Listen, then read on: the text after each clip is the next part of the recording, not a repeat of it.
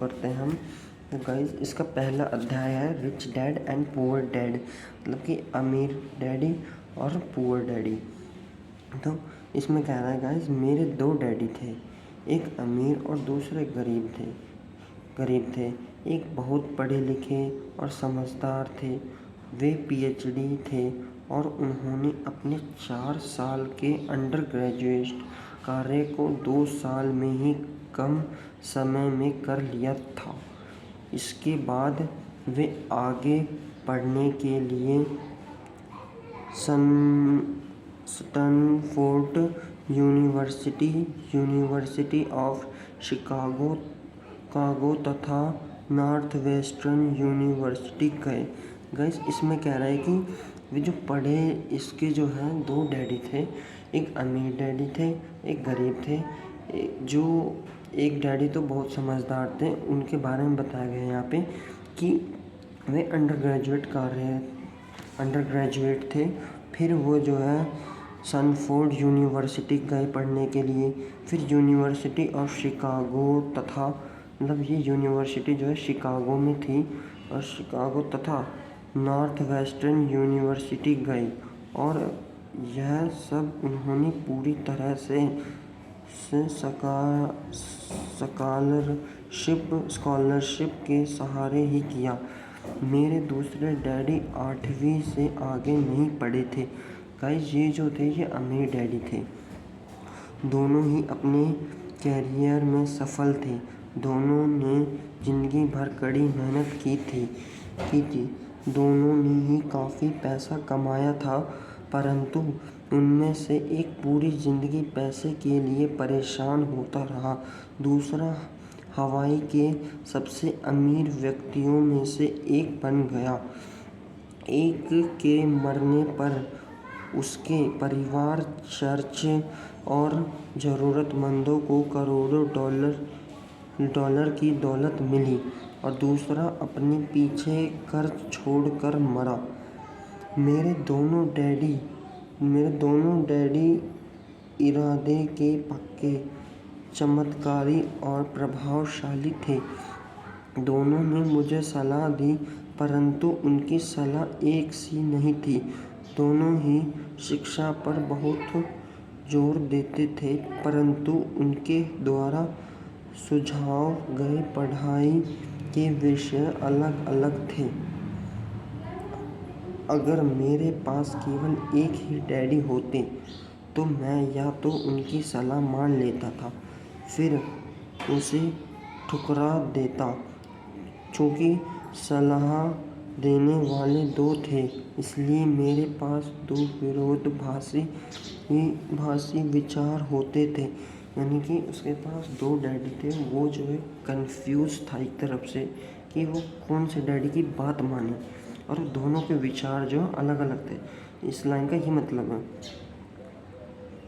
तो चूँकि किसी भी एक विचार को सीधे मान लेना या ना मानने के बजाय मैं उनकी सलाहों पर काफ़ी सोचा करता था, उनकी तुलना करता था और फिर खुद के लिए फैसला किया करता था।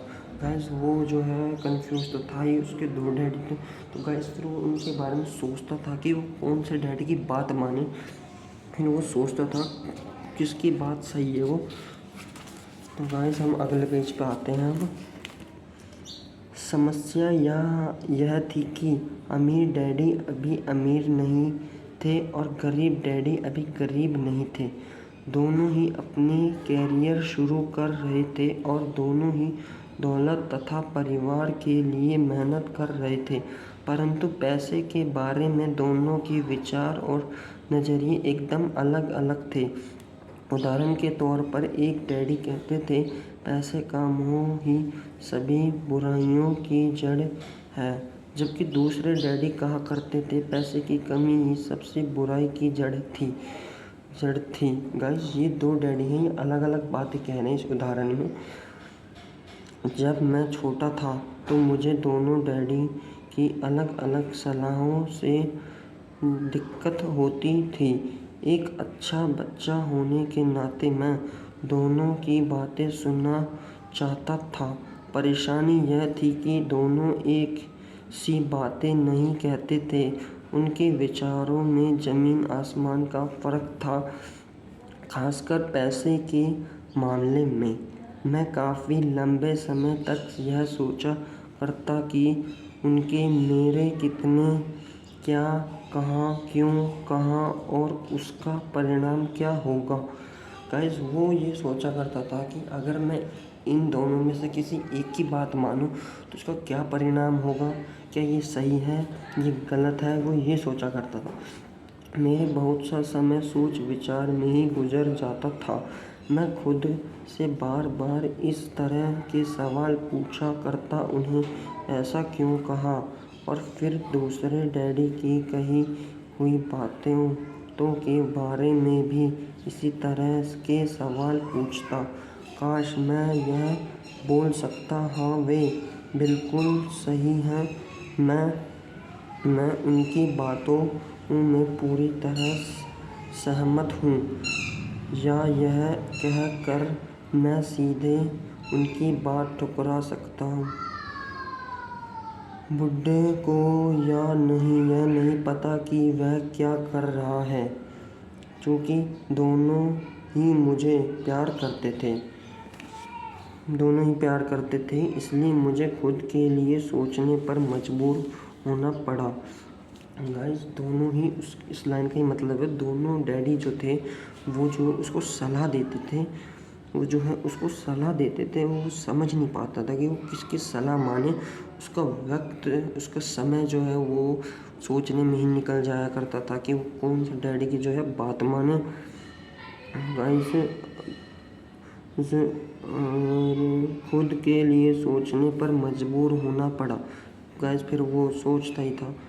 इस तरह सोचना मेरी आदत बन गई, जो आगे चलकर मेरे लिए बहुत फ़ायदेमंद साबित हुई। उसमें एक तरह से ही सोच पाता तो यह मेरे लिए इतना फ़ायदेमंद नहीं होता। धन दौलत का विषय स्कूल में नहीं बल्कि घर पर पढ़ाया जाता है।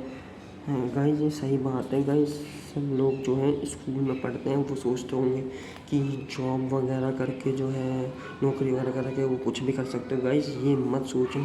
गाइस यही मेरा एक मकसद समझ लो आप।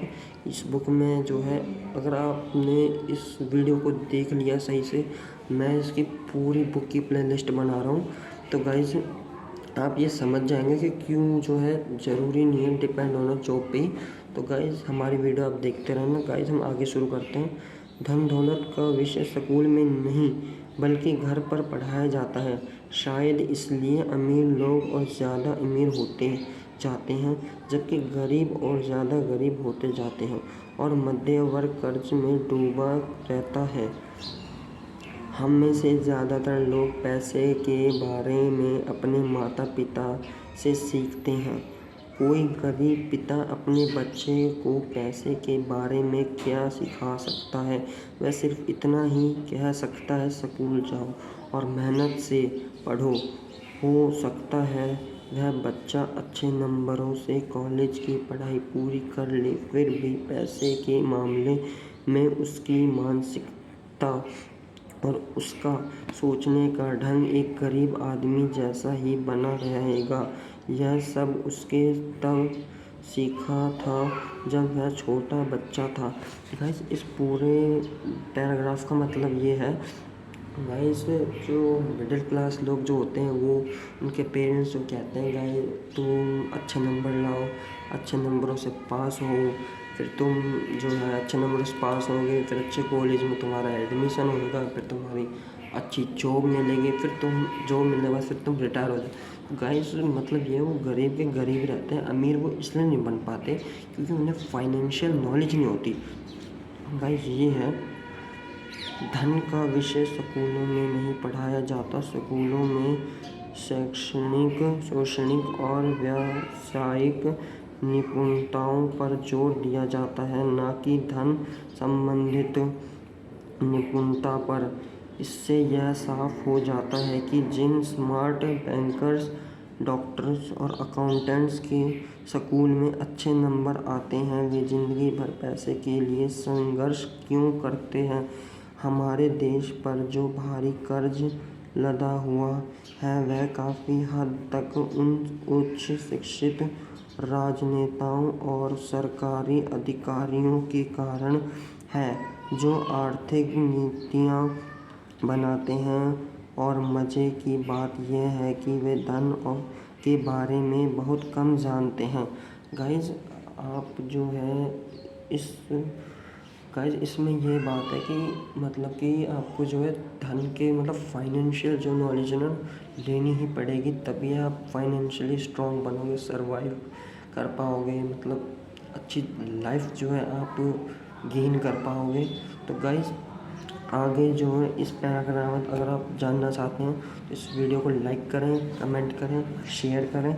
हम आपके लिए ऐसी और वीडियो बनाएंगे, हम और मोटिवेट होंगे आपसे। तो गाइस धन्यवाद।